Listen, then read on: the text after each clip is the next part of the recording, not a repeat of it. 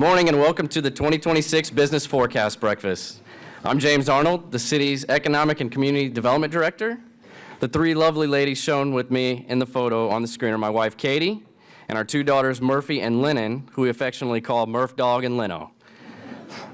It was taken in November in Panama City, Florida, where Murphy's team won a 3v3 national championship. Dr. Miner, I don't often talk about my 18-year college or coaching career. Coach Kale and Coach Derek are awesome, but I'm just going to say I know a guy. I'm kidding. They're wonderful. We're very happy to be hosting this event on the beautiful Southern Illinois University of Edwardsville campus. This breakfast is an annual tradition in Edwardsville. It's an opportunity to revisit the city's business landscape and how it evolved during the past year and to consider what we might anticipate in the coming year. One thing I know is coming this year is my 5th anniversary as the city's Economic and Community Development Director, or at least I hope so. I still have a couple more weeks to get there. I can tell you that it's been a full and fast 5 years.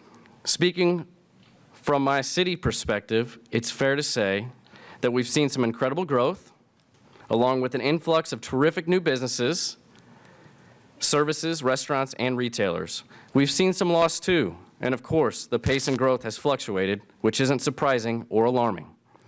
We've experienced changes that were deeply felt locally. Some of these changes were consequential globally, specifically the pandemic and the toll it took, but which was then followed by a post-pandemic entrepreneurial boom. I'm sharing this abbreviated look back on the last 5 years with you to emphasize the one thing that I know about 2026. Change is inevitable. Challenges are inevitable. As our 2026 Business Forecast Breakfast gets underway, you'll hear and see about some of the most recent changes and take a look at how things have evolved in just 12 months. Thank you for being here. Thank you for your hard work, your investment in the city, and your dedication to navigating your own growth and challenges in Edwardsville. Now please join me in welcoming Mayor Risavy to the lectern.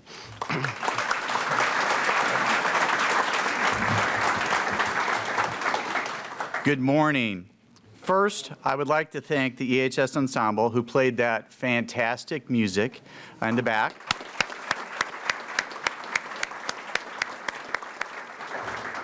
Back there we have Victoria Vumard, the orchestra director, Paige Muskoff on violin, Elise LaRue on violin, Elizabeth Preston on violin, Johan Tinge on violin, Ian Kim on viola, Lily Reynolds on cello, and Jayla Gathing on cello. Thank you so much.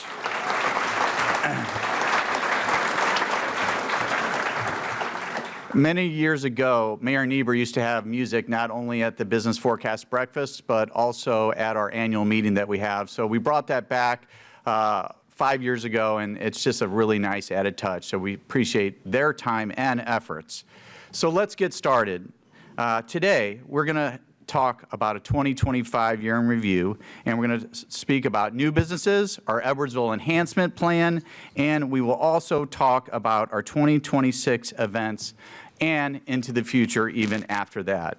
So we're going to start a little bit with the numbers today. Our estimated EAV for 2024 is $1.22 billion. We are estimated our EAV for the tax year of 2025 to be nearly $1.35 billion. The dollar value of construction in 2025 was over $85 million. You will notice it is down from the year before at $139 million, but still very strong for our community, and we're very proud of the investment that people have made in the city of Edwardsville. New businesses in 2025.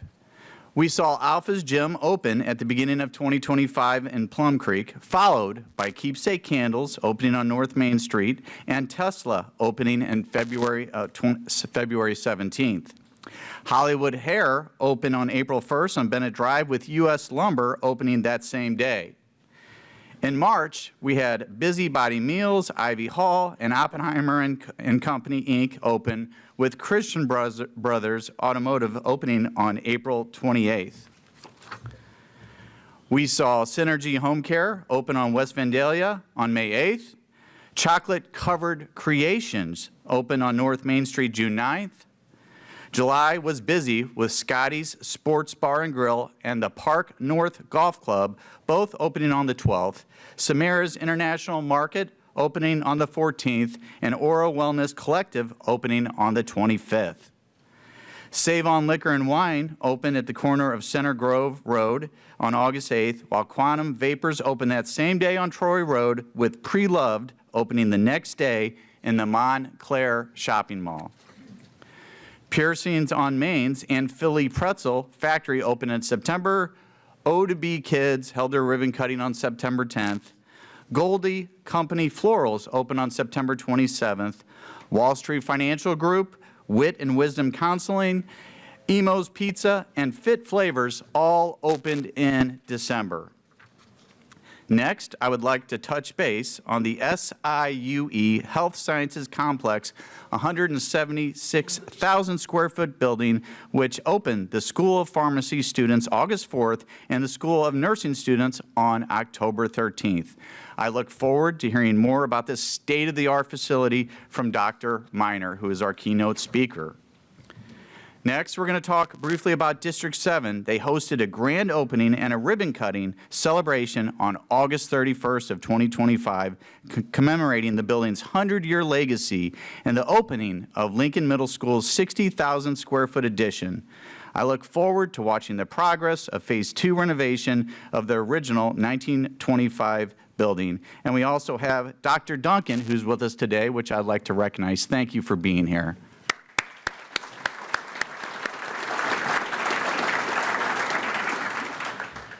We had Norwal's Crafted open its 4th location, its first in the Metro East, at the Station on Main, January 9th. There was a hearty crowd lined up to sample frozen cocktails, non-alcoholic smoothies, seasonal hot cocktails, and other items. Next, in 2026, we had Sneaky's Bar and Burger Joint's renovation was completed 3 weeks ago and included the addition of a kitchen and an extension of a bar. Salt and Smoke, a barbecue restaurant founded in 2014 in St. Louis, is preparing to open its 8th restaurant, and it's right here in Edwardsville. Like Norwal's, Salt and Smoke is making its Metro East debut in Edwardsville. This location is also at the Station on Main and is expected to open in April, adding to the impressive array of food and beverage options on Main Street. Cobito Pokey anticipates an April opening in Ironworks. The restaurant serves customizable Japanese and Hawaiian influenced bowls and has locations in Arizona, Missouri, Nevada, Mississippi, and soon Illinois. Fun fact, this chain was founded by former league major pitcher Todd Stottlemyre, who played a few years with the St. Louis Cardinals and a few other teams. MG&M, the law firm, will be located on the 2nd, 3rd, and 5th floors of Station on Main, occupying all of the available spaces in the building. The building at 463 East Vandalia has a long and storied history, dating back to Edwardsville's earliest days as a Route 66 city. It is most famously recalled as the Highway Cafe and Tavern, but a wonderful new chapter is now being written by the building, which is being renovated by Trevor Tainer and Kim Goodner, who also own 222 Artisan Bakery. It will be home to their Plaid Coffee Roasters, and they hope to be roasting there within a couple of months. Real Agave will open in the RLP West at 1017 Century Drive this year.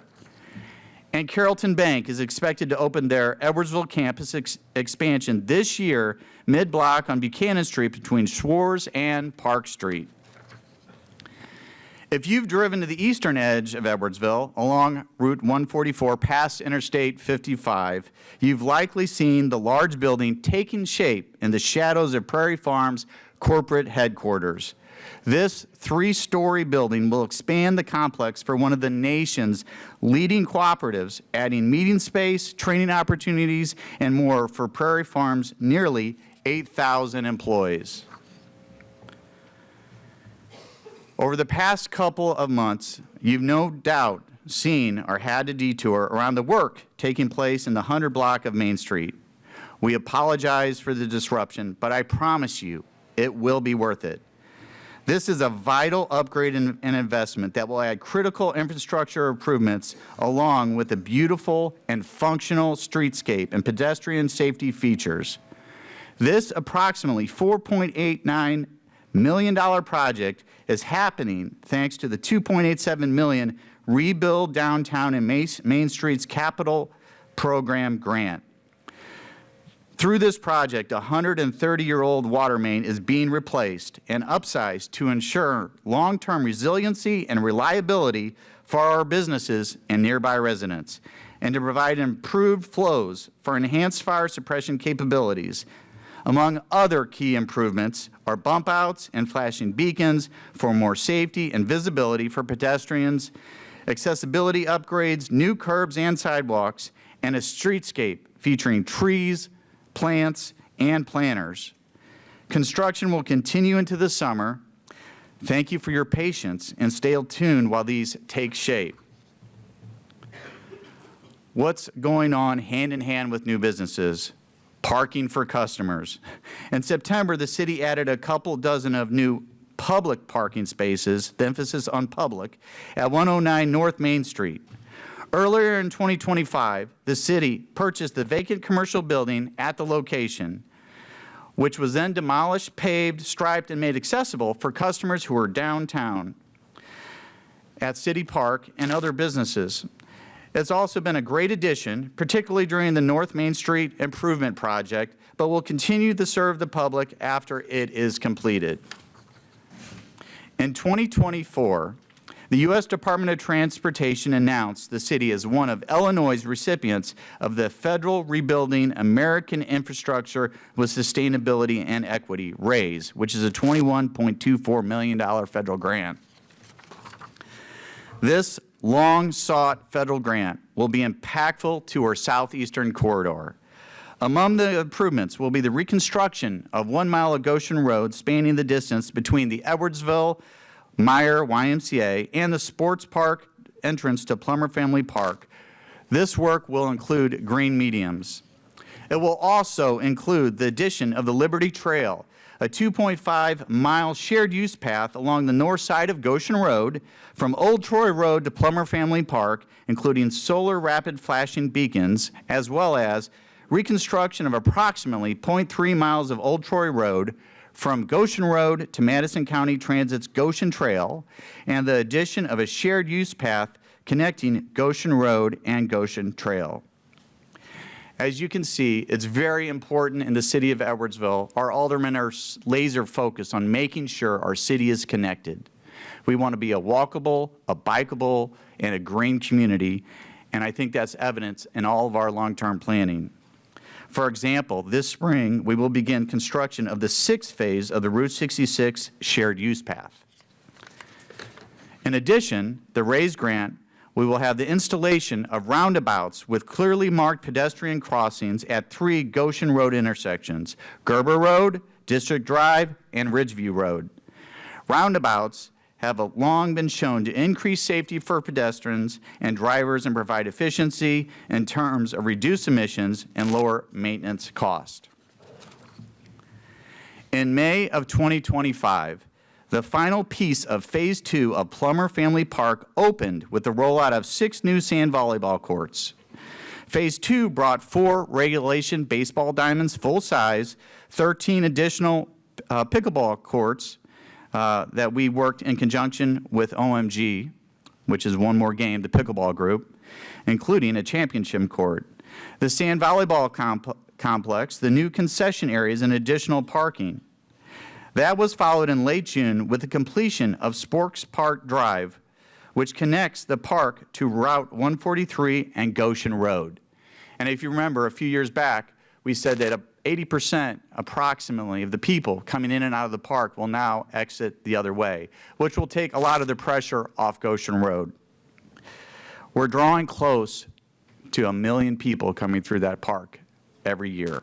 Just a few years ago, it was 550,000 before we added the baseball, the volleyball, and also the pickleball. So it is very busy, very brisk. We also hosted a new volleyball tournament, a professional beach volleyball tournament this year, which we had $20,000 in prize money, and it was called the Midwest Open, and it is slated to return this September. Now, we have a new addition, something that kind of came out of nowhere. Speaking of wonderful attractions to Plummer Family Park, we are so pleased to have attended the groundbreaking celebration on February 26th for another great facility that will offer athletic and recreational opportunities for all of our visitors. The Courthouse 618 was proposed to the city by Mark Thomas, an Edwardsville native, an EHS alum, former athlete, and local attorney. This public-private collaboration will see Mark and his team run the site on the parkland he's leasing from the city. It's officially under construction near the Goshen Road entrance. It will include 5 high school regulation-sized basketball courts that can transition into 9 volleyball courts for games, training, open play, and camps.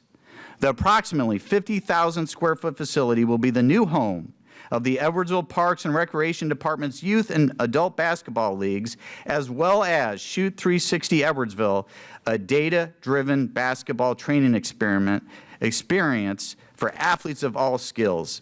It's expected to open this fall. Thank you, Mark, for your investment and your vision at Plummer Family Park. Let's give him a round of applause.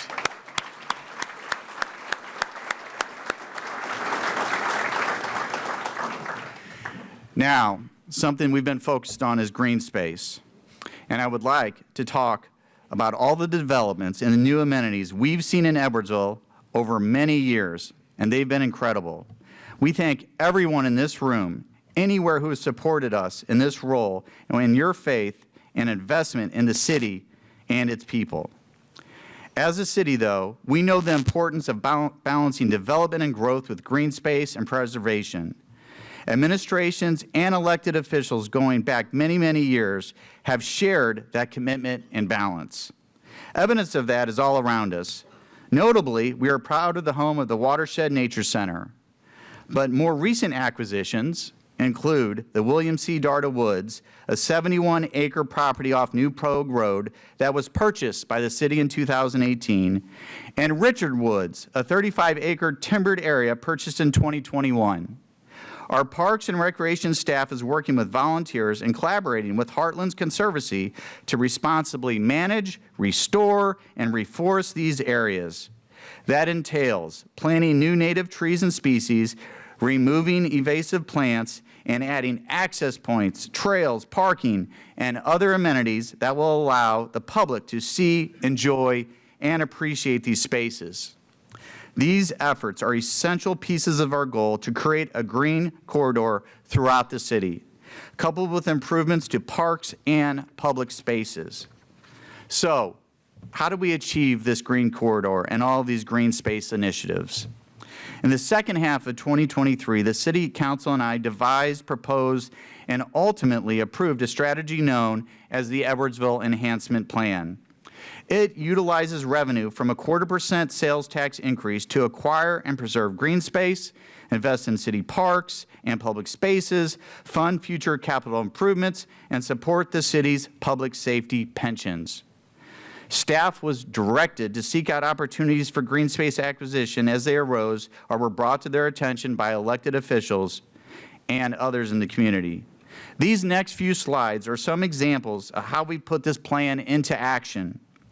Immediately adjacent to Richard Woods at 694 Marine Road is a property now utilized by our Parks and Recreation Department as Park Shop East, providing a spacious, dedicated facility with offices, equipment, and supplies used by our park laborers. It is also eventually will offer public parking, restrooms, and entry points for our trails that will be added to Richard Woods, ensuring this beautiful space is accessible so you can use it.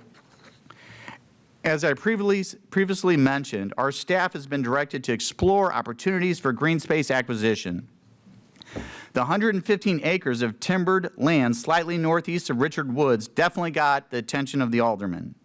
The city applied for and received notice of a significant Land and Water Conservation Fund grant. We are currently working through the details to both execute the grant and acquire the property from Richard's Bricks Company. We are also fortunate to receive a $160,000 grant from the Edwardsville Community Foundation to help us with this acquisition. We deeply appreciate the foundation's assistance in creating this green corridor and preserving this space. At 211 South Benton Street sits roughly a third of an acre of property that was purchased by the city in February of 2024. This pocket park provides a wonderful addition of green space and neighborhood amenities on the south side of town. Just this week, we held a bid opening for this project, and we will be adding sidewalks and ample play areas. Stay tuned. The 3.42 acres of undeveloped land at the northeast corner of Gerber Road and Governor's Parkway was also acquired by the city in February of 2024. An open house was held shortly thereafter. The city held an open house to get input from people in our community for best use. This site, which is officially 1722 Gerber Road, is envisioned as primarily a passive green park with native landscaping. I take my dog Augie to walk there every day, so it's just beautiful. On November 18th, 2025, the city closed on 8.23 acres in between the Homes of Center Grove and Sugar Creek subdivisions. The property stretches between and behind existing homes and opens up into a natural timbered area with creeks flowing through it. It will largely remain passive, undeveloped space, officially a park property, but we will get some needed attention in terms of invasive plant removal, a property survey, a culvert to cross the creek, and eventually a walking path for pedestrian access. At the corner of Gerber Road and Goshen Roads, there are two city-owned parcels that will figure into the Goshen Road and Liberty Trail project being funded by the federal RAISE grant. This 1-acre parcel along Goshen Road will provide the needed space for a future roundabout, and the 3.34-acre property to the north of it will remain a green passive area. Just a beautiful piece of property. Native and pollinator plants will be featured prominently as part of enhancements coming to the Goshen Road mediums. The Edwardsville Environmental Commission offered its expertise in 8 plant beds, which will be 100 foot long by 8 feet wide. Weather permitting, this will be getting underway on March 16th. In August of 2025, the city closed on the purchase of 9.46 acres along Plum Street. It's tucked between the Edwardsville Deerbergs Crossing and the Goshen Trail, just south of a commercially owned undeveloped parcel. There are no defined plans at this time, but the hope is to allow it to serve as a complement to the trail and maintain a natural buffer to the space around it. If preserving green space does not seem important to you, this project, the one at Plum Street, should reinforce that our aldermen are committed to making sure that future generations of people who live in Edwardsville, long after we're gone, will be able to enjoy our city and live in a bikeable, walkable, and a green community, and I applaud them for that. Next, we have plans for a new all-abilities playground that's moving forward with the construction and completion expected later this spring. It will provide additional accessible play areas in Edwardsville for all to enjoy. The playground received a go-ahead from the Edwardsville City Council in October as part of a wonderful collaboration involving the city, Lewis and Clark Community College, and the Edwardsville Community Foundation. It will be built on Lewis and Clark's N.O. Nelson complex on Troy Road, directly to the north side of the Nickel Plate Station and near LeClaire Field and the Edwardsville Children's Museum. It will be within a close reach of parking, biking, and walking trails and neighborhoods. I would like to thank Dr. Tresca, who's here with us today, for his support on this project. Let's give him a round of applause.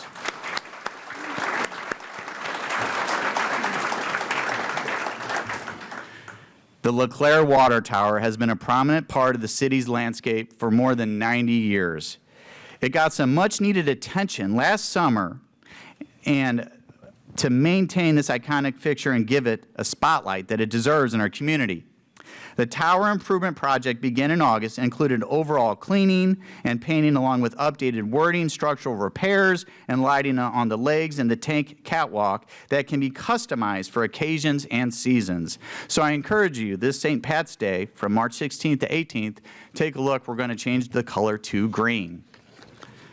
In December of 2025, the city received a very generous donation for the property at 1201 North Main Street, courtesy of the Fowler family.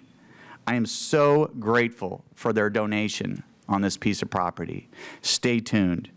Anyone who's lived in this area for many years will remember this longtime favorite site, the former Rusty's. The city of Edwardsville received a $2 million grant to transform a section of St. Louis Street in the heart of downtown in a community-centric public commons area. The Goshen Commons project will create a pedestrian-friendly public courtyard that encompasses the one-block area of St. Louis Street between North Main Street and North 2nd Street. This project was a member-directed initiative spearheaded by Representative Katie Stewart. Thank you for your support. Once completed, this inviting streetscape will incorporate green space, an expansive gathering area, and walkways framed by a network of string lights. The dynamic community space will be the home of the Land of Goshen Community Market and a beautiful, functional, and flexible space that enhances a vibrant downtown Edwardsville. Construction will begin this spring.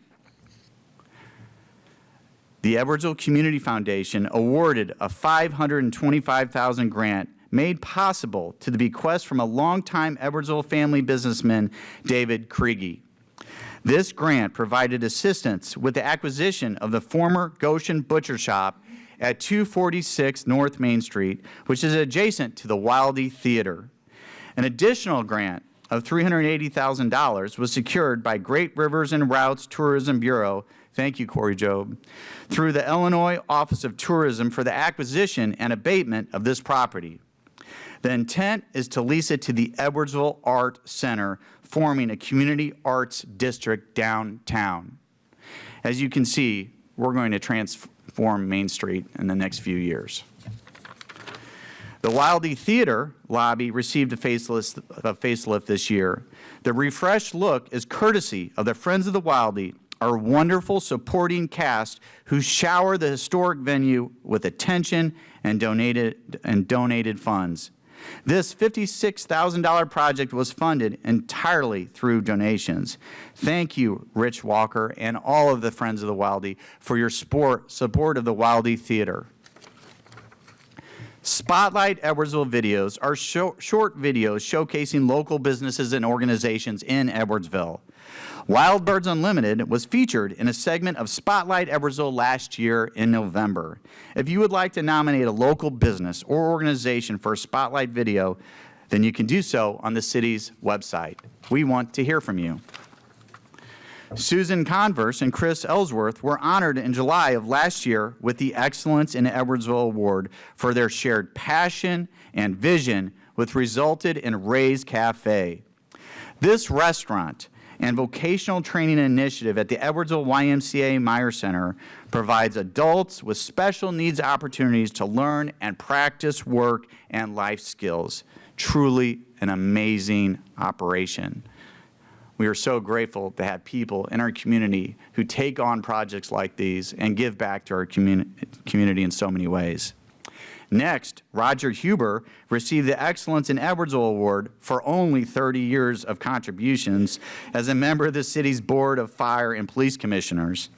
He played a role in the hiring process for every sworn officer and firefighter employed by the city by the time of his retirement. That's a big feat.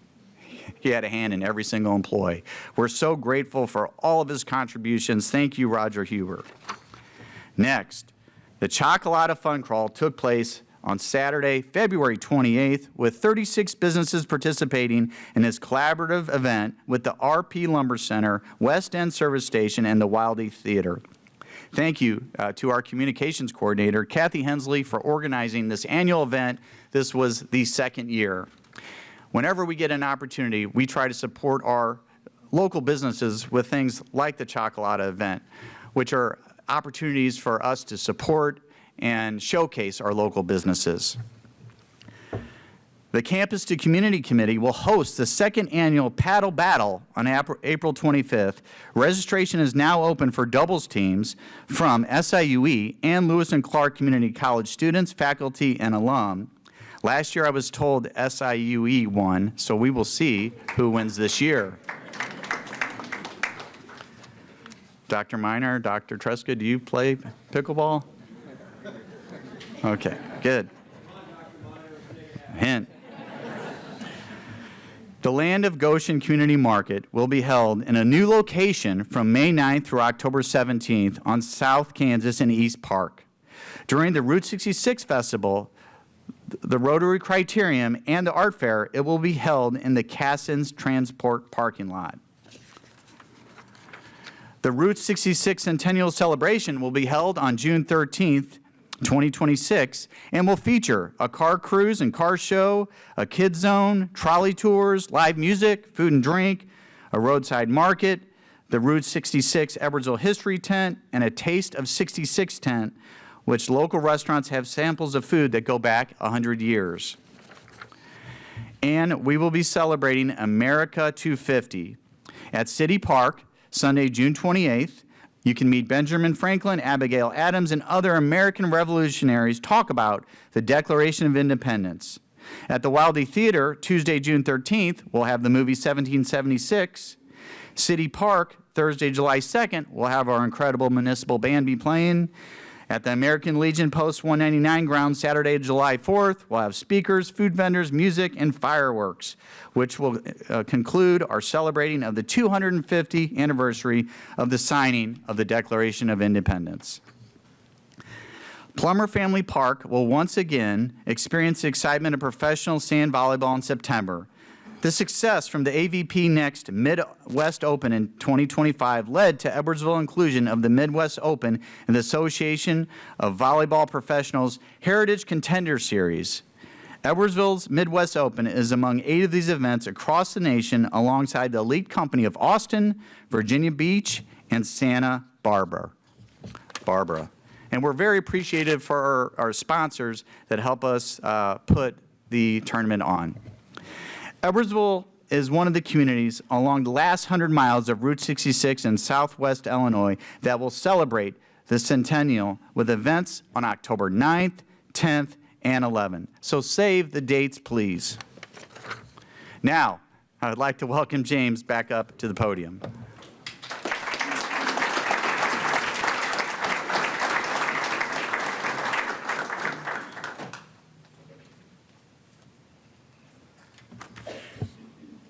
Thank you for your presentation, Mayor. Now, that slide just before this one yesterday had some words on it, and I'm going to make staff really nervous now. I had a joke written in, and they begged that I wouldn't say it. And so I am going to leave it out because I do want to make my 5-year anniversary, so we'll move on. Dr. James T. Miner became the 10th Chancellor in Southern Illinois University Edwardsville's history on March 1st, 2022. A visionary leader, Dr. Miner brings great enthusiasm and bold aspirations for the collective advancement of SIUE. Prior to SIUE, Dr. Miner came from California State University, where he served as the Assistant Vice Chancellor and Senior Strategist for the Division of Academic and Student Affairs in the Office of the Chancellor. He has advocated for hundreds of millions of dollars in support of graduation initiatives and served as principal investigator for more than $7.5 million in funded programs and research. Prior to his role at California State, he was appointed by the White House to serve as Deputy Assistant Secretary in the Office of Post-Secondary Education for the United States Department of Education in Washington, D.C. He was responsible for billions of dollars in federal higher education programming.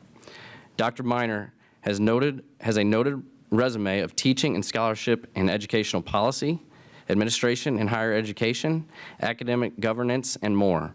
Born and raised in Detroit, he holds a doctorate in educational leadership and Policy Analysis from the University of Wisconsin-Madison, as well as a bachelor's in Sociology from Jackson State University and a master's in Sociology from the University of Nebraska. Please join me in welcoming Dr. Miner to the lectern. Nice job. Thank you. Thank you, James. Good morning, everyone. Good morning. Well, on behalf of the entire university, let me welcome you all here to the SIUE Edwardsville campus. How many Cougar alumni in the audience today? Yeah, just look around. Wow. Wow. Welcome back. Welcome back for those of you. It's a beautiful Tuesday morning here on campus. We were able to get to the grounds person blowing leaves in front of the building, which is nice. You send it here text messaging going, get that person out of here, which they have seemed to solve. Let me thank the mayor for your wonderful partnership over the years that I've had the opportunity to serve as the chancellor. I have a saying that every great university has a great community, and every great community has a great university. So I want to sincerely say thank you to the mayor and to the entire city council. I see some of you all seated here, SJ and others. Thank you for your partnership over the years. I also want to say just a quick thank you to the SIUE team. It is spring break here at SIUE, so no one should have had a problem parking. But it does cause challenges when you're having events here over spring break. And so the team has had to scramble without student workers to stage the event today. So I want to say thank you to the team for hosting us here today.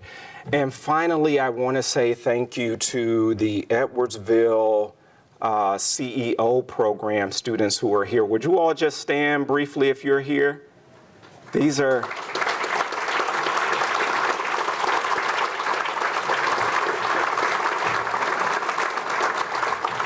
It's great to see you all. I do want to recognize at least one of them.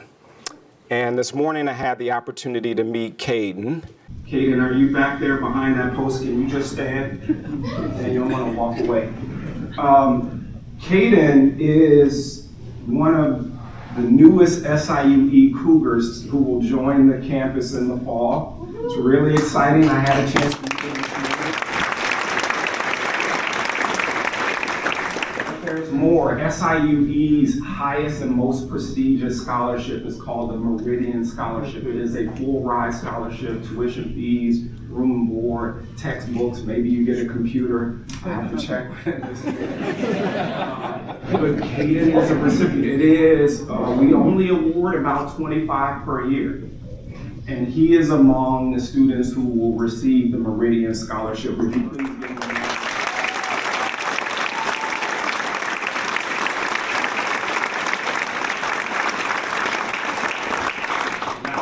For the other students who are in high school, let me just say that you can still apply to SIUE. There's still time.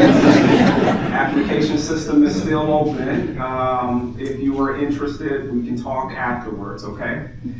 All right, so I only have a short time this morning. I want to try to do three quick things in the time that I have this morning. The first thing I want to do is try to give you an overview or some context in which higher education institutions are operating today. I want to try to share some information about the university, and then I want to share a little bit of information about where I think we're going as an institution. Okay, does that sound fair? And James, I think I can do it in 15 minutes. I'll keep looking over at you when the jokes were, yeah, thank you. So a little bit about the context. Most of you all here maybe have heard about the demographic cliff. Have you all heard this, right? Most of us have heard that families during the economic downturn had fewer children. Those children moved through the school district, and there are far fewer high school students transitioning to college today, which is referred to as the demographic cliff. Let me show you what it looks like. And this is a rough map by an association that is drawn. And I just would draw your attention here to Illinois. This is the expected decline in Illinois high school graduates between 2023 and 2041, so we're already in that period. Superintendent Duncan might agree, right, that he has demand for fewer tickets at high school graduation just because the classes are progressively getting smaller. Illinois is only second to the state of Hawaii in terms of the expectation of that decline. And so it really does change two things. One is it intensifies the competition for new students, and it changes the position of universities in terms of financial offers to get students across the line, okay? Just one variable that we have to pay attention to. The second has to do with the public narrative associated with a college degree today. I don't know if it's just me, maybe I'm sensitive as a higher education leader, but most of us have heard this narrative that college isn't as relevant today, maybe you don't need it, it's too expensive, it takes too long, and people are beginning to question the value of a college degree. What is interesting to me about this is that it defies the actual data. Now, 10 years ago, I would have stood up in a room like this and said, listen, a college graduate compared to a person who only graduates from high school is going to earn $1 million more over their lifetime. That's the economic value of a college degree, right? You're gonna earn $1 million more over your lifetime. Well, over the last decade, that gap has actually widened. Today, it's $1.2 million. So the idea, right, just drop out of college and do X, may work for some, but by and large, the economic value of a college degree is clear, right? Now, the notes on the bottom here really just describe the sort of distance between 24% of Americans with low confidence in higher education cite the costs and expenses as a concern versus 93% of students who say that the college investment is worthwhile. It's an interesting contrast in terms of the public narrative and what students actually report about the value of their degree. Remember, this is the context, right? Demographic cliff, public narrative about higher education. The third contextual variable, our students are arriving. The timing is interesting here. Will you all help me just say thank you to the students who are here?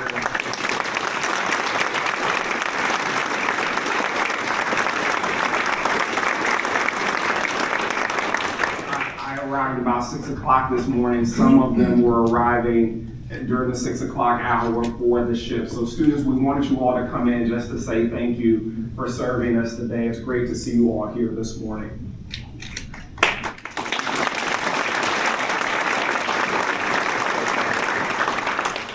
So first contextual variable is a demographic cliff. Second one is this public narrative about higher education. The third is perhaps more significant. The ground beneath our feet is moving. And it's the result of technology and artificial intelligence. Now, I'm old enough, James, that the Britannica guy came to my door, right? And they had this whole thing, right? The person would come into your living room, he would be there for 2.5 hours, and they sort of bring the children into the room to beg. I mean, this was that and a library card, right? That represented access to information. Today, I like to say students now have more information in the palm of their hand than I had in my local library. Think about what this means for a university, right? The sort of production and preservation of knowledge, and now the emergence of this new technology. The only stat that I'll mention here, which is interesting to me, every time I see this, it kind of surprises me, right? The sort of uptake of just ChatGPT, right? 1 million users in 5 days and 100 million users in just 2 months. We have never seen a technology with this kind of uptake in the history of mankind. I don't want to overstate it, but I think it would be a mistake to be a bystander and to pretend that this technology will not influence the way we teach and learn, the way humans acquire knowledge and information, and the way we deploy that information, right? I was at a conference just about a month ago, and they're now talking about what is referred to as superintelligence. And I think we're just realizing the tip of the iceberg in terms of how this technology will change not only the way we teach and learn, not only the way we acquire information, but also the way we do business. And so in the university world, we're dealing with it in the teaching and learning space, but also with respect to our operations. Okay, so that's just a little bit about the context in which we're operating. Let me tell you a little bit about the university. Most people are surprised to understand our regional impact. I'll just give you a broad overview. You are sitting on the main campus. I expect that this fall will reach 13,000.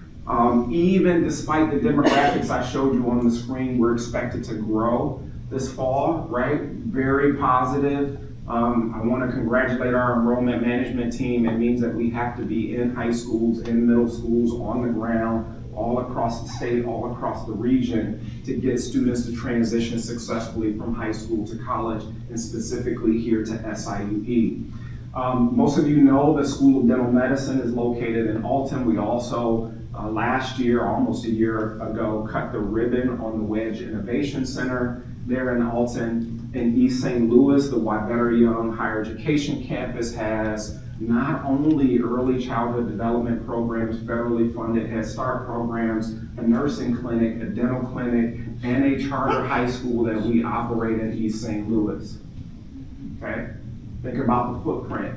We'll go over to Belleville, where we've established the Southwestern Illinois Justice and Workforce Development Campus. The big deal there is this SIUE recently established a forensic science program. It's a master's program, the only one in Southern Illinois, I'm told, and it is done in partnership with the Illinois State Police. Pretty exciting. It is also the home of the Center for Crime Science and Violence Prevention. A team of researchers are working with local municipalities to reduce crime in neighborhoods. Really exciting footprint in Belleville. So that gives you a sense of the footprint of the university. It is truly a regional university with a regional impact. Second thing I'll share with you is degree productivity. If you've been in a room with me over the last 3 or 4 years, you would have heard me say that SIUE is the #1 producer of bachelor's degrees, not only in the Metro East, but also in St. Louis. Most people are surprised by that. This gives you a look over the last decade in terms of degree productivity. #1 in nursing, top producer in business and engineering. I like to tell our business leaders, SIUE will define the workforce of the future. That's a pretty bold statement, but I think it's true by the numbers. SIUE will define the future of the workforce for the Metro East and for metropolitan St. Louis. You'll see the stats here that I just mentioned, but let me tell you what this translates into. Recently, we were here to unveil the economic impact study, $1.3 billion in economic impact, thousands of jobs. The true translation of this, to have a university in your community, this is what it looks like economically, right? And so this stat of every public dollar invested in the university returns more than $3, right, to this community, both in terms of tax returns and revenue, but also for students who are here from all across the country, all across the region in some cases. All right, really impressive statistic there. Recently, over the last year, Jake, people have asked me about the impact of athletics, very controversial in the day and time of NIL. and the university's historic run to the NCAA tournament last year. Well, we've quantified it. And here's what it looks like, right? It translates, right, just that run last year into $247 million, more than $100 million in media exposure alone just based on that run. If you've not seen that study, it is available online. We're happy to get you a link to a pretty interesting read in terms of what happens when you have success athletically. All right, so that is the sort of economic impact of the university, a little bit about degree productivity, but it's not just economics. Any great university, as a part of its mission, is to improve the quality of life for individuals and communities within its reach. All right, what's the role of the university to improve the quality of life in communities within its reach? We take that very seriously. I just give you a quick highlight of just a few of the things that are happening across communities. Top left, you'll see students who are participating in Freedom School. This is 150 students at 3 locations, Edwardsville, East St. Louis, and Alton, who are participating in Freedom School in the summer. These are both elementary and middle school students. It is focused on literacy. It is a phenomenal program taking place. The program in Alton is done in partnership with Alton Public Schools. Really fascinating program. I've never seen students so enthusiastic about reading, which is phenomenal. Top right are students who are participating in summer camp. Thousands of students over the summer descend on the SIUE campus to participate in summer programs, and so it's a really important touch point for us over the summer. Bottom left, most of you all know, we got a call from the Urban League after the tornado in May, asking if we would support them in the community. Now just think about the proximity, right? North St. Louis, we get a call from the Urban League saying, can you support us?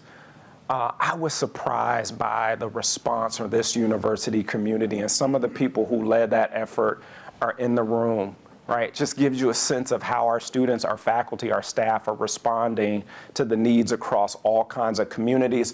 And then the bottom right on your screen is also interesting. Now, these are giant Uno cards, okay? And you go, why are these giant Uno cards?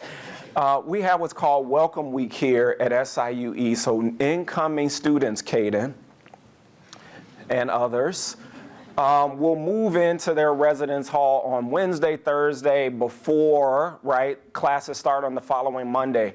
But incoming students at SIUE, before they attend their first class, they are in the community as a cohort serving members of various communities throughout the region. And so what you have here, picture, are students who are in a senior living facility with our seniors in the community. We put them on buses and we dispatch the entire class all across the community, and so that they've got a connection and a touch point to communities before they even begin their curriculum here at the university.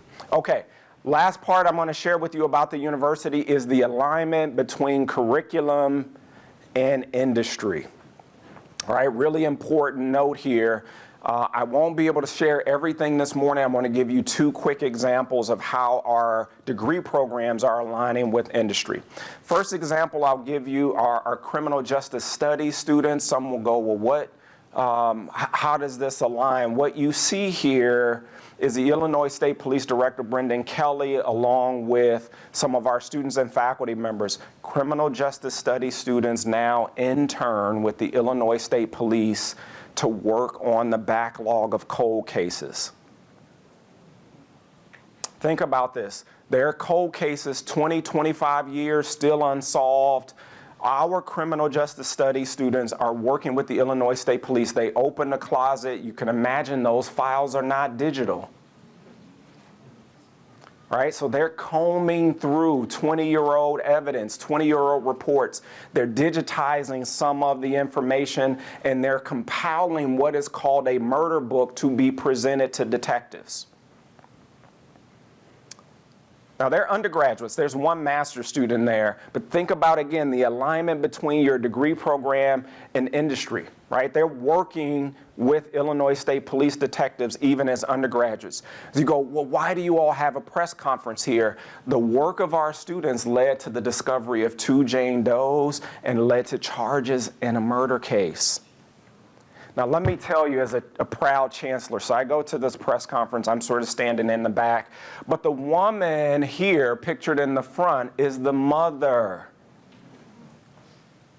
of the victim. She goes to that podium and says, I have been calling the Illinois State Police every week for 17 years to make sure that they would not forget about my child. And to see her go over and hug the students who were participating in the discovery, right, that led to charges in this case is pretty phenomenal in terms of the impact they're having. The shot on the bottom of the screen is that on the right, on your right, is Dr. Trish Oberweis. She's a professor here at SIUE that leads the program. And on the right is the detective from the Illinois State Police talking about this partnership and what she refers to as a force multiplier for the Illinois State Police, right? So even undergraduates are having an impact, and these students are going to have experiences that no other criminal justice study major in the country is having. Now, they came to me and said, listen, Chancellor, we believe this is the only program of its kind in the country. I said, are you sure? I said, yes. Made them go back and double check. And we believe it is. As a matter of fact, the number of calls that we have had from other universities interested in replicating this program has been astonishing, including the University of Illinois Urbana-Champaign. Okay, tell us how you all established this program. All right, example number 2, most of us know that the National Geospatial Intelligence Agency just opened, it's a $1.2 billion facility, $1.7 billion facility in the region. And I'm told by the director there that SIUE perhaps has one of the best geospatial programs in the country. And so we've recently signed an educational partnership agreement with NGA that will further align our curriculum so that the students are ready to move right into industry in the region upon graduation, right? I could go on to give you other examples of how we're constantly aligning our curriculum to industry. Our dean of the School of Business, Dr. Mario Hayek, is sitting here. Would you just wave so people see you in the room? Is constantly working with industry partners to make sure that our graduates are ready for the world of work. All right, I'm going to conclude here in terms of where we're going. This is a business crowd, and so I want to share with you our intent to develop University Park. And we're working hard with respect to business attraction in University Park. So what you see here are the 330 acres in University Park that we intend to develop. Now, we are working with Kyle Anderson. I saw him here. He had to leave. Okay. We're working with Leadership Council. We're working with Illinois EDC and others to attract business to University Park. Now, I want to be clear, we're a public university, right? So some of those calls go, Chancellor Minor, we'll take 100 acres, and we'll take it from there. Probably not the deal for us, right? As a publicly funded institution, the projects that are developed in University Park must be appropriate. You could also imagine we want projects that will have a clear benefit for the students who are enrolled here, right? Again, this partnership between industry and the university. But there are a lot of outfits, right? Enterprise outfits that have a heavy R&D arm. We want them in this park. And so over the next year or so, you're going to see us not only hang an open for business sign, but to more aggressively go after enterprise to attract them into University Park. All right, I'm going to end with reminding this group of our function and the power of the university. Some of it is about talent production and workforce development. But I think we're actually in the business of transforming the lives of young people.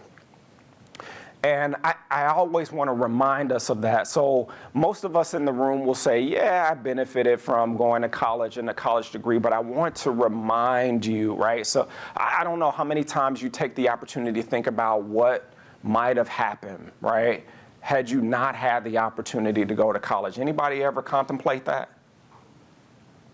Nobody? Just me? Okay, fine. I do. And for some students who enroll here, it's a game changer. Now, don't get me wrong. Sometimes we're graduating third-generation Cougars. This past commencement ceremony, we had a member in the audience who was a part of the first graduating class from SIUE, and in a cap and gown was his grandson. This was really exciting, right? And we discovered this, Nicole is standing in the back, as he was entering the Vidalabine Center looking for a seat, right? And kind of mentioned, did you know I was a part of the first graduating class, right? Well, that made its way up to the podium. We discover his grandson is sitting in the audience who was receiving a degree. But also in the seats, our student who's going to be the first in their family to ever cross the commencement stage. We have students who cross the stage with their children, and we know that their ability to earn a college degree is going to be a game changer for them and for this community. So I always want you, as we are soliciting your support for the institution in multiple ways, I want you to be reminded of what's really at stake here, right?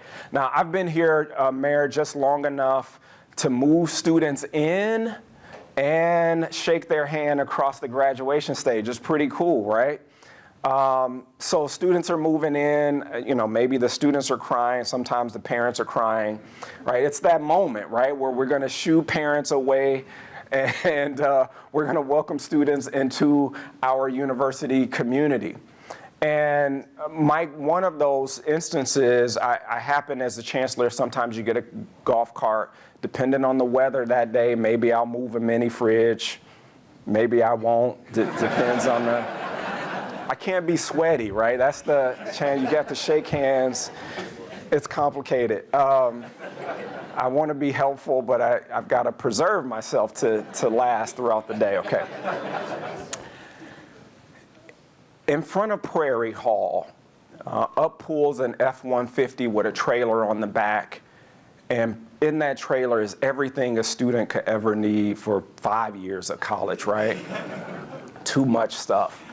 And the dad jumps out. He's got a military watch on. Two other people jump out. It's highly coordinated, orchestrated, and you go, okay, they've done this before, right? And sure enough, I go over and I meet the family, and this is their third and final child that they're trying to get off to college. And certainly they've had some experience doing this.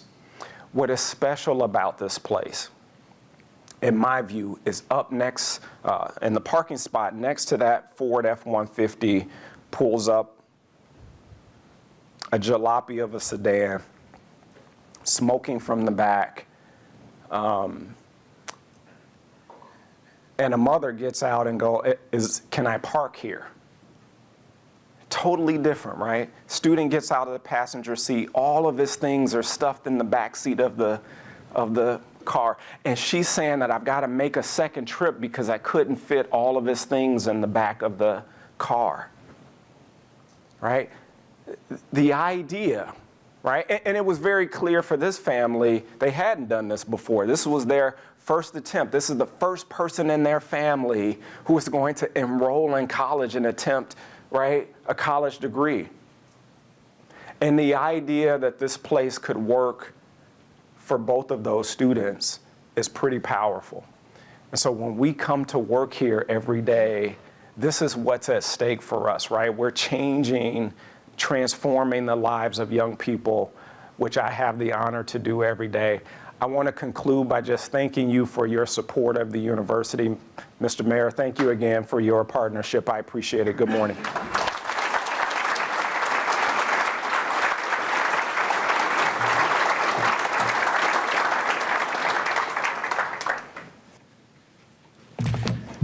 Thank you so much, Chancellor, for being our keynote speaker. Very, very honored. Thank you. So at this part of our breakfast, we like to present 3 awards. We have a Large Business of the Year award, a Small Business of the Year award, and a Nonprofit award. And we are going to start with the 2025 Large Business of the Year award goes to Carrollton Bank.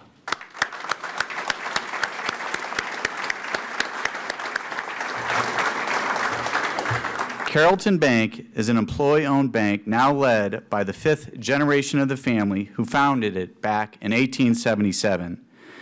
Today, the bank operates 11 full-service offices, 9 of them in the St. Louis metro area on both the Illinois and Missouri sides.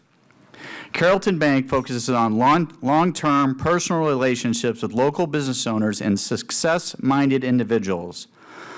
All of the bank's growth, now over $3.8 billion in assets, has been achieved organically without a single acquisition or merger. The Edwardsville location opened in April of 2019 as a full-service bank on the 4th floor of the Madison Mutual Building. They began with a team of 5 seasoned bankers, all with deep roots in the local banking community. Since then, they've expanded to the ground floor of the same building, and in the summer of 2025, they added a drive-through facility to better serve their customers.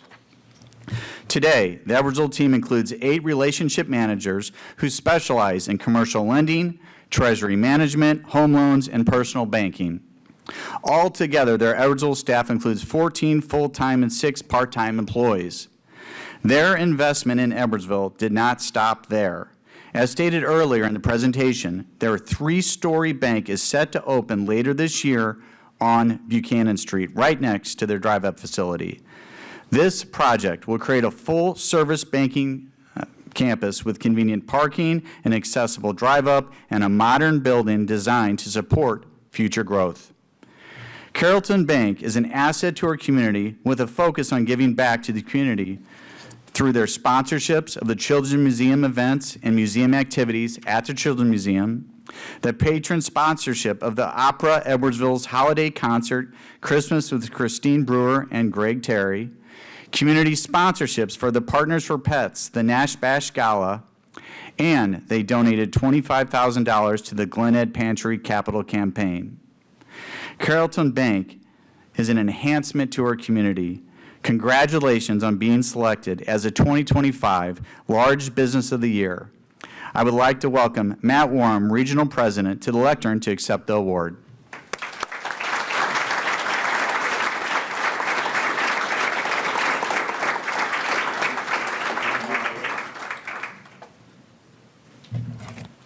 Thank you.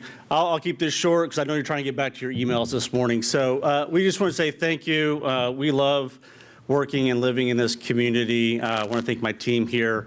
I want to thank Mayor Risavy. Thanks, James. Proud SIU alumnus. So thank you very much. Excited where the campus is going. So thank you all. We really appreciate it. We're very grateful, very humble. Thank you very much.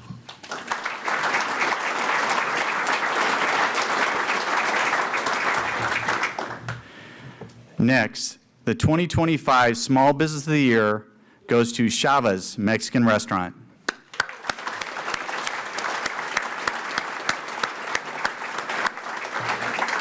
Chavez Mexican Restaurant has welcomed patrons in Edwardsville for the last 12 years with an extensive menu that includes signature dishes such as tacos Guadalajara and margaritas crafted with real fruit.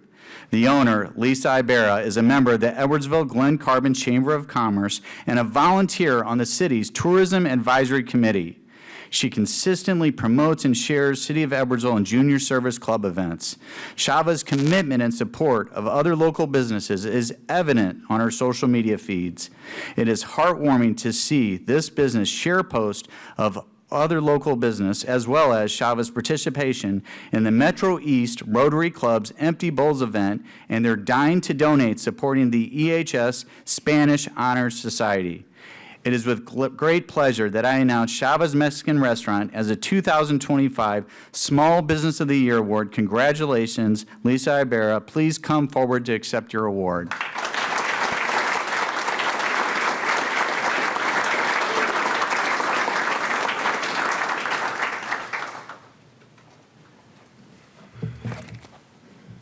Wow, thank you. And no, I did not bring chips and salsa this morning. I'm sorry. But I will definitely take this back and share it with my staff. I've just been so blessed to have a really great group of people to work with every day. We love participating in all the things that the city has to offer, the Chocolate Fun and all the other events, the fundraising opportunities. There's so much. All you have to do is just get out there and embrace it. So thank you. Thank you, all of our wonderful customers, many of whom are here. And we hope to see you soon. Thank you, Mr. Mayor.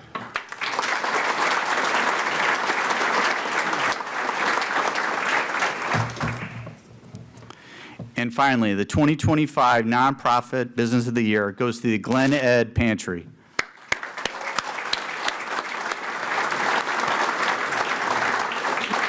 The Glen Ed Pantry has served our community with dignity and respect for the last 46 years.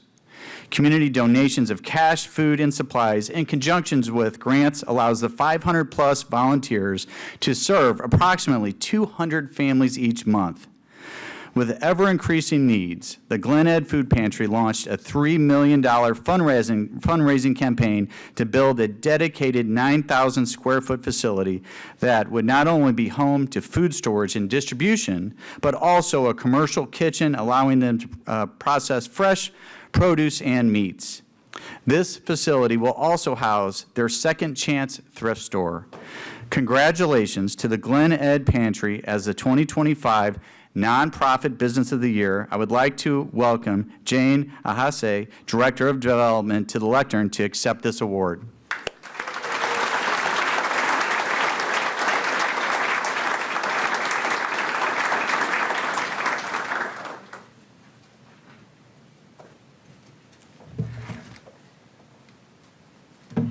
Good morning. We are honored and grateful for this wonderful award. Thank you to our board. Many members of our board are here today, and we want to thank you for coming and supporting this wonderful project. I should have checked out what you were going to say. You kind of stole some of my thunder. So we'll go on. We do serve. So we're gathered here because we share a common sense of community. And that is felt by us every day by the support we receive. From donations to fundraisers to so much more. We are so very thankful. We aren't just a charity, we're a lifeline. Every single month, you talked about the 200-plus families, that equates to over 700 people. And we have distributed more than 200,000 pounds of food last year. That's, 20 tons of food. So try to imagine all of that food that we've been able to distribute because of your support. While we're proud of what we have achieved, the need is growing. The SNAP program is changing. You all helped us through that difficult time last November, and it has changed. And with other community partners, such as Madison County Workforce Development, we are helping to raise these families up. As I mentioned, we have initiated a capital campaign for a new building. This new building will be a 9,000-square-foot building next to our current pantry. So we are super excited. We're grateful for the help of Fund Construction for their design and build. They've been amazing to work with, and we're looking forward to the new facility. This new facility not only will give us a kitchen for so many reasons, but it'll also provide us a private interview room. Right now, when folks come in, it's hard to walk through our doors. They have to go to an office where there's lots of people and lots of commotion. We want to respect them and give them dignity. So we want to have that private space. We also want to be fully ADA accessible. So we're super pumped about that. Super, super excited. So if you've been to the pantry, if you've been up Fifth Avenue, you'll see there are some changes happening, and more will be happening. In June, we're going to put a shovel in the ground. So we're super excited. So on May 20th, we will be having our groundbreaking ceremony. Between now and then, we're going to be very, very busy knocking on some doors, trying to come up with another $1.5 million. We're halfway there. We're halfway there, but we need to cross the finish line to get this building up to serve our community, to serve as we've been serving, continue to serve, and increase our services to serve even better. We do that with you, our community. Thank you so much for all your support. City, thank you for your help and support, and we look forward to 46 years plus serving this community. Thank you.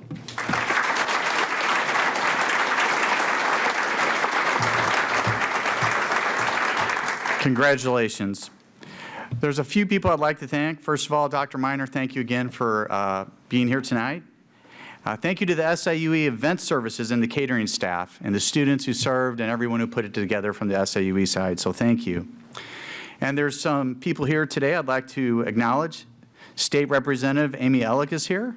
I would like to thank you for coming. Trina Vetter from State Senator Erica Harris's office is here. Michael Taylor from State Representative Katie Stewart's office is here. We also have the chairman, Chris Slusser, the Madison County chairman is here. We're very grateful for him being here as well. We have some aldermen. We have Ward 2 Alderman Adam Hanna. We have Ward 3 Alderwoman Andrea Miracle. Ward 4 Alderman S.J. Morrison. Ward 6 Alderwoman Jennifer Warren. And Ward 7 Alderwoman Elizabeth Grant. Is there any other aldermen here? I think I covered it. We also have some former elected officials, which I'd like to represent. Former Alderwoman Janet Royan, former Alderwoman Barb Stamer, former Alderwoman Jeanette Mallon, and former City Administrator Tim Haar is here as well. I would like to thank them all for coming. In closing, I would like to start by thanking Desiree Gerber, who put everything together for the city. We're very grateful for your commitment to this event and many others. Thank you. I'd like to thank my city administrator, Eric Williams, 30 years working for the city, almost 30. Thank you for being here. And I would like to thank James Arnold, Kathy Hensley, our communications coordinator, Devin Gray, our IT director, John Cunningham in IT as well, and Grace, who is here volunteering her time today for all of their hard work and dedication to once again making this event a huge success. Most importantly, I would like to thank all of you who are here. It's an honor to serve as the mayor of the city of Edwardsville. I tell people that all the time.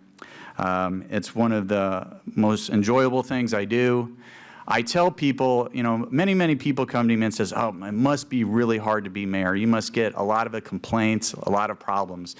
And I tell people that most of the people who contact me are contacting me to say, thank you for what you're doing. How can I get involved? How can I help? How can I be on a committee? So it's really a pleasure. It doesn't mean we're doing everything perfect, trust me. We have a whole lot of stuff that we can do better every single day that we can work on. But I'm extremely proud of our community, especially our staff at the City of Edwardsville, which is 250 plus. And I'm very impressed with their commitment to making Edwardsville a better place to live. So thank you for being here. I'm always impressed with the amount of people who want to come out and hear what we have going on in the city of Edwardsville. We're truly blessed. So did I miss anybody? Is there one person that I forgot to thank? Are we good? Once again, thank you. And thank you, James.